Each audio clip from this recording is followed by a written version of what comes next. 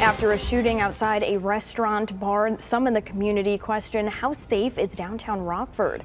One leader suggests more law enforcement step in, while a neighbor believes policies work. Bullets struck the front of the district bar and grill late Tuesday while no one inside was hurt. WIFR's Nathaniel Langley explores how the incident impacts the community on the outside. Those I spoke with claim they see public safety improvements in action, but wonder if more police in the area could prevent situations like Tuesday's shooting.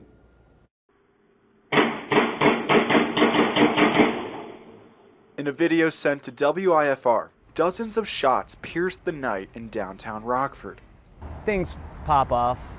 Around 11 Tuesday night, bullets broke through the district bar and grill in a drive-by shooting. District has entertainment for the youths, and that's always going to attract a certain element. No one was hurt, and some who live near the restaurant tell us they aren't rattled by it.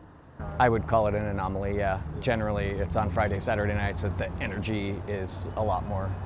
Daniel Talski notices more security at District on weekends. He says it shouldn't be needed on weekdays. People who have the mentality of how can, an incident of violence never happen, you can overcorrect your way right into a police state.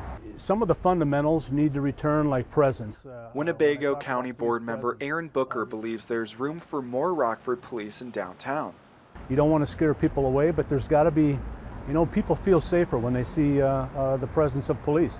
At least 3 shootings in the last 2 years took place outside the district. They can't help what happens outside of the business. In a social media post, the business's owner said we will continue to be a safe and welcoming space for Rockford. I'm concerned. I feel sorry for the business owners. This is a good block. I reached out to the district's owner for an interview today. He redirected me to the social media statement. Anyone with information on the shooting is asked to contact Rockford Police. WIFR reached out to the city of Rockford and Alderman Tamir Bell, who represents the area, for comment. Bell was unavailable while the city never responded to our request.